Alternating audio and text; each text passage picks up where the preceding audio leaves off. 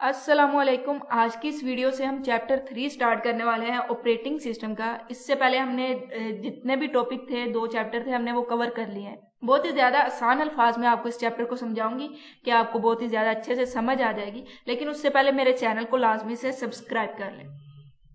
Thread भी एक operating system का इम्पोर्टेंट टॉपिक है और ऑपरेटिंग सिस्टम के समझने से पहले, उसके कोर्स को मुकम्मल पढ़ने से पहले आपको एक सिनेरियो अपने ज़हन में बनाना बड़ा ज़रूरी है। ऑपरेटिंग सिस्टम को ऐसे समझे जैसे कि एक सिस्टम है, ये कंप्यूटर का।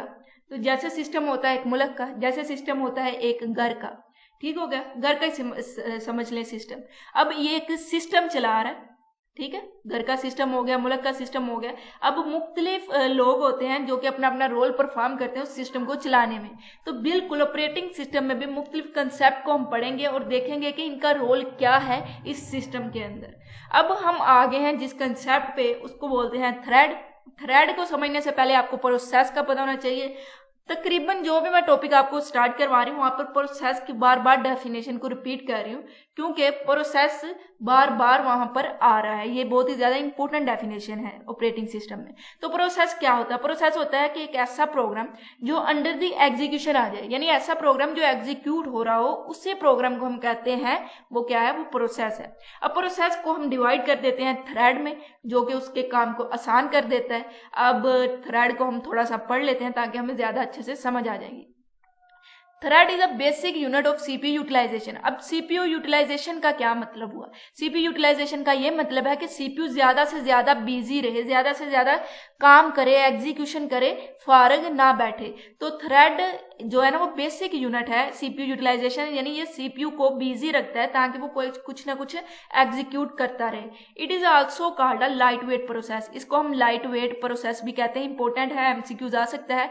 It is a sequence of instruction with in a process. A thread behave like a process within a process, but it does not have its own PCB. PCB क्या है? प्रोसेस कंट्रोल ब्लॉक है। इसको भी हमने अच्छे से पढ़ लिया हुआ है, लेकिन आपको बता देती हूँ, ये एक डाटा स्ट्रक्चर है जो कि प्रोसेस के रिलेटेड इंफॉर्मेशन को स्टोर करता है कि उसकी आईडी क्या है, प्रोसेस का किस स्टेट पर है, उसके रजिस्टर में मुख्तलिफ तरह की उसकी इन्फॉर्मेशन स्टोर होती है ताकि कंटेंट स्विचिंग के बाद जब वो प्रोसेस दोबारा से एग्जीक्यूट हो तो वो वहीं से स्टार्ट हो जहां से सीपीयू ने से छोड़ा था। ठीक हो गया। तो जो थ्रेड है वो बिहेव तो सारा प्रोसेस की तरह करता है, लेकिन इसका अपना पीसीबी नहीं होता। मल्टीपल थ्रेड हम क्रिएट कर सकते हैं एक प्रोसेस है, यानी जो प्रोसेस है वो क्रिएट करता है थ्रेड। उसके जरिए हम क्या क्रिएट करें? थ्रेड को। और थ्रेड सीपीयू का बेसिक यूटिलाइजेशन यूनिट है सीपीयू का, जो कि सीपीयू को यूटिलाइज करता है। और थ्रेड को हम लाइट वेट प्रोसेस भी कहते हैं। इतनी समझ आ गई। और एक और इंपॉर्टेंट पॉइंट कौन सा हमने देख लिया कि उसका पीसीबी नहीं होता, यानी प्रोसेस कंट्रोल ब्लॉक नहीं होता। अब जो मल्टीपल थ्रेड होते हैं प्रोसेस में, वो मल्टीपल एग्जीक्यूशन को अलो करते हैं। अब देखें ना, एक प्रोसेस है, उसके मल्टीपल थ्रेड है, वो multiple he thread at a time execute हो सकते हैं। इस वजह से सीपीयू क्या रहता है? यूटिलाइजेशन रहती है उसकी। It can be use to improve application through parallelism. Thread consist of the following. अब देखें थ्रेड किस किस पर कंसिस्ट करते हैं। एक तो थ्रेड की क्या होती है? उसकी आईडी होती है, उसका प्रोग्राम काउंटर, उसका रजिस्टर सेट और उसका स्टॉक देखेंगे। उसके बाद अब शेयर क्या करता है? क्योंकि थ्रेड एक प्रोसेस के मल्टीपल थ्रेड है। अब वो मल्टीपल थ्रेड आपस में क्या चीज शेयर करते हैं अपने पेयर थ्रेड के साथ। अब देखते हैं, उसका कोड सेक्शन भी शेयर हो रहा है, उसका डाटा सेक्शन भी शेयर होता है, और इसके अलावा कोई रिसोर्स जो अवेलेबल है उसको भी वो क्या कर रहे हैं? शेयर कर रहे हैं। इसके बाद हम इसके बेनिफिट को देखते हैं। और अगर आपको थ्रेड की समझ आ गई है, कुछ ना कुछ आपको इसके बारे में नॉलेज मिली है, तो वीडियो को लाजमी से लाइक करें, अपने दोस्तों के साथ शेयर करें। अब हम इसके बेनिफिट पे जाने वाले हैं। चलें, रिमूव।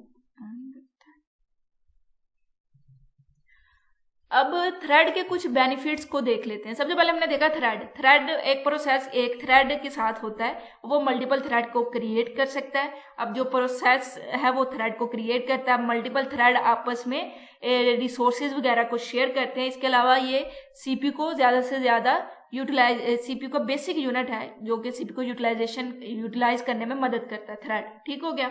अब ये तो था इसका रोल। ऑपरेटिंग सिस्टम में हमने इसका रोल देख लिया। सबसे जो अहम रोल है थ्रेड का वो क्या है? वो सीपीयू को यूटिलाइज करना है। ताकि सीपीयू को कुछ ना कुछ काम मिलता रहे करने के लिए। अब इंपॉर्टेंट बेनिफिट इसके देख लेते हैं। तो thread share common data and do not need to use inter process communication. अब देखें, इंटर प्रोसेस कम्युनिकेशन का हमने पीछे टॉपिक पढ़ लिया था चैप्टर 2 में। इंटर प्रोसेस कम्युनिकेशन का ये मतलब था कि प्रोसेसेस आपस में कम्युनिकेट करते हैं एक शेयर करने के लिए डाटा या इंफॉर्मेशन को, या कुछ ऐसा हमारे पास फाइल है जो कि शेयरेबल है, वो उसको शेयर कर सकते हैं आपस में। अब यहाँ पर प्रोसेस कम्युनिकेट कर रहे हैं, लेकिन थ्रेड जो है ना वो शेयर करते हैं कॉमन डाटा, और इनको इंटर प्रोसेस कम्युनिकेशन की कोई जरूरत नहीं होती। जबकि अगर प्रोसेसेस ने आपस में इंफॉर्मेशन को शेयर करना है तो वो इंटर प्रोसेस कम्युनिकेशन के थ्रू शेयर करते हैं। अब ये मल्टी प्रोसेसर से ये बेनिफिट उठा सकते हैं। मल्टी प्रोसेसर क्या है? एक से ज्यादा जो प्रोसेसर होते हैं यानी सीपीयू होते हैं सिस्टम में, तो ऐसे सिस्टम को हम कहते हैं मल्टीपल प्रोसेसर। अब प्रोसेसर एक प्रोसेस है हमारे पास, उसमें आगे मल्टीपल थ्रेड है। अब ये एक थ्रेड फर्ज करें 2 सीपीयू है एक सिस्टम में। कितने सीपीयू हैं? 2 सीपीयू हैं। एक प्रोसेस है, उसके 2 थ्रेड है। एक थ्रेड एक सीपीयू के पास चला जाएगा, दूसरा दूसरे के पास चला जाएगा। यानी ये मल्टीपल प्रोसेसर से क्या ले रहे हैं? बेनिफिट ले रहे हैं। There is a higher throughput when multiple thread cooperate in a single job। जब एक ही जॉब पर सारे कॉपरेट कर रहे हैं, आपस में मिलकर एक ही काम को परफॉर्म करें, तो जाहिर बात है वो ज्यादा जल्दी से हो जाएगा, थ्रूपुट उसकी ज्यादा होगी। अगर सारे जितना भी प्रोसेस है वो आगे थ्रेड में हमने उसको क्या कर दिया? क्रिएट किया है, थ्रेड क्रिएट किया उसके। अब उन थ्रेड में फर्ज करें एक थ्रेड क्या हो गया? ब्लॉक हो गया। अगर एक थ्रेड को वेट करना पड़ रहा है तो प्रोसेस स्टॉप नहीं करेगा, क्योंकि दूसरे थ्रेड उसके क्या होते रहेंगे? एग्जीक्यूट होते रहेंगे। अब थ्रेड को क्रिएट करना चीप है क्योंकि सस्ता है, इसके लिए हमें सिर्फ स्टैक और स्टोरेज वगैरह रजिस्टर की जरूरत है। They are use very little resources of an operating system. Operating system के थ्रेड जो है ना वो बहुत ही थोड़े से रिसोर्सेज को यूज कर रहे हैं। इसको इस तरह की रिसोर्सेज की जरूरत नहीं होती जैसे कि address space, global data, program code और operating system resources. Content switching become fast when working with thread के साथ जब वर्किंग की जाती है तो कंटेंट स्विचिंग फास्ट हो जाती है। अब कंटेंट स्विचिंग क्या है इसको भी हमने पीछे से पढ़ लिया है। ऑपरेटिंग सिस्टम को जब आप पढ़ते हैं ना तो आपको एक सीक्वेंस में पढ़ना पड़ता है ताकि जो अगला टॉपिक होता है ना वो पिछले के साथ कहीं ना कहीं पर रिलेट कर रहा होता है। जैसे कि इस टॉपिक में हमने एक प्रोसेस को देखा, दूसरा हमने इंटर प्रोसेस कम्युनिकेशन को देखा, तीसरा हमने इधर मल्टी प्रोसेसर को देखा। अब कंटेंट स्विचिंग आ गया कि कंटेंट स्विचिंग क्या होती है। तो कंटेंट स्विचिंग से मुराद होता है कि जब एक प्रोसेस से सीपीयू स्टॉप करता है उसको एग्जीक्यूट करना, उसके बाद सीपीयू मूव करता है दूसरे पर, तो इस प्रोसेस के दरमियान एक प्रोसेस की स्टेट को सेव करना और दूसरे की स्टेट को लोड करना क्या कहलाता है? कंटेंट स्विचिंग कहलाता है। यानी स्विच कर रहा है सीपीयू और इस स्विचिंग के दरमियान एक की जो स्टेट है उसको सेव करना और दूसरे की लोड करना क्या कहलाता है? कंटेंट स्विचिंग कहलाता है। यानी हमने इस थ्रेड के टॉपिक में काफी दूसरे भी कंसेप्ट को रिवाइज कर लिया है। अगर आपको वीडियो अच्छी लग रही है तो इसको लाजमी से लाइक कर दें, चैनल को लाजमी से शेयर कर दें। अब हम इसके डिफरेंस को देख लेते हैं, थ्रेड और प्रोसेसेस के डिफरेंस को। मेनली आपको इसमें वो डिफरेंस ही पूछते हैं क्वेश्चन में, और अगर आपको सिर्फ इसकी डेफिनेशनें भी आती हैं तो आप दोनों की डेफिनेशनें लिख दें और एक ही लाइन में 2-3 लाइन में उनके डिफरेंस को आसानी से आप कर सकते हैं डिफाइन। और अगर वो कह दें कि आप एक टेबल के थ्रू इनके आपस में करें इनको डिफरेंस, तो आपको फिर ये करना पड़ेगा। डिफरेंस को हमेशा कैसे आपने देखना है? थ्रेड को पकड़े, इस लाइन को इसको देखते जाएं और समझते जाएं और उसके बाद प्रोसेस को देखेंगे इसका इसके साथ क्या डिफरेंस है। ठीक है, रट्टा नहीं लगाना, आपने समझना है। समझने वाले टॉपिक है, कोई रट्टे की जरूरत नहीं। अगर आप मेरे चैनल को सब्सक्राइब कर लेते हैं तो आपको वैसे ही समझ आती जाएगी। अब देखिए, थ्रेड एक लाइट वेट एंटिटी है जबकि प्रोसेस क्या है? हाई वेट है, क्योंकि प्रोसेस के ही तो आगे हम थ्रेड क्रिएट कर रहे हैं। प्रोसेस तो हाई होगा लेकिन ये क्या है? ये लाइट वेट है। A thread can not exist without a process. अगर प्रोसेस ही नहीं होगा तो बताए थ्रेड कैसे क्रिएट हो सकता है? थ्रेड क्रिएट नहीं हो सकता।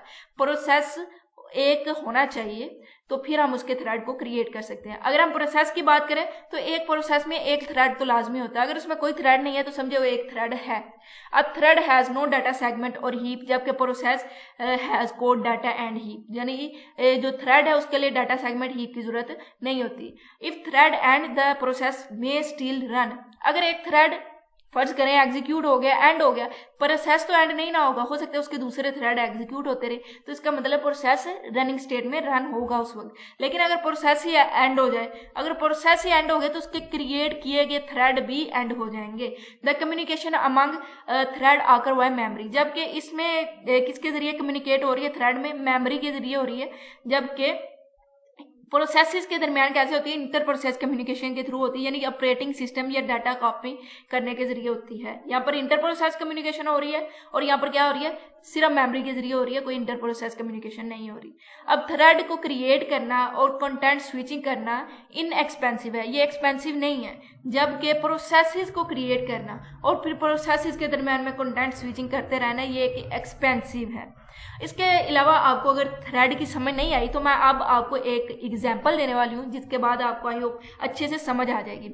एग्जांपल ये है कि एक होता है हमारे पास, आपके मोबाइल में हर जगह होगा गूगल, ठीक है, कुछ हम इस तरह का बना लेते हैं, एक होता है गूगल। अब इस गूगल को जब आप ओपन करते हैं तो गूगल को आप समझ लें कि ये एक प्रोसेस है, ये क्या है, ये एक प्रोसेस है। इसे मैं ज़ाहिर कर देती हूँ। अब गूगल के अंदर जैसे ही आप ओपन करते हैं, मुख्तलिफ उसकी वेबसाइट्स को ओपन करते रहते हैं, उसकी वेब को मुख्तलिफ सर्च करने के लिए, ठीक हो गया। अब ये वेब ओपन कर रहे हैं आप, इनको क्या कहेंगे, ये थ्रेड है जिसके अंदर आप कुछ सर्च करते रहते हैं। आई होप आप उस सिनेरियो को समझ रहे हैं। गूगल एक प्रोसेस है। अब उस प्रोसेस के अंदर आप मुख्तलिफ टैब ओपन करते हैं, सॉरी यहाँ पे वेब नहीं, आप टैब समझ लें, जहाँ पर आप वेबसाइट वगैरह को सर्च करते हैं, टैब। अब गूगल के अंदर जो टैब है, हर एक टैब जो है वो क्या है, वो इसका थ्रेड है। अब गूगल के अंदर मुख्तलिफ तरह के थ्रेड हो सकते हैं, जैसे कि एक थ्रेड क्या कर रहा है, आपके लिए इमेज वगैरह को लोड कर रहा है, एक थ्रेड आपके लिए वीडियो को लोड कर रहा है, एक थ्रेड कुछ ना कुछ परफॉर्म कर रहे हैं, एक प्रोसेस के अंदर ही वो क्रिएट किए गए हैं और वो एक स्पेसिफिक काम परफॉर्म कर रहे हैं प्रोसेस के लिए, उसको हम बोलते हैं थ्रेड। आई होप आपको थ्रेड की समझ आ गई होगी। अगर आ गई है, अगर आपको इस वीडियो से कुछ बेनिफिट मिला है, कुछ समझ आई है, थोड़ी बहुत इन्फॉर्मेशन मिली है, तो चैनल को सब्सक्राइब करें, अपने दोस्तों के साथ शेयर करें। इंशाल्लाह अगली वीडियो में अगले टॉपिक को स्टार्ट करेंगे। तब तक के लिए अल्लाह हाफिज़।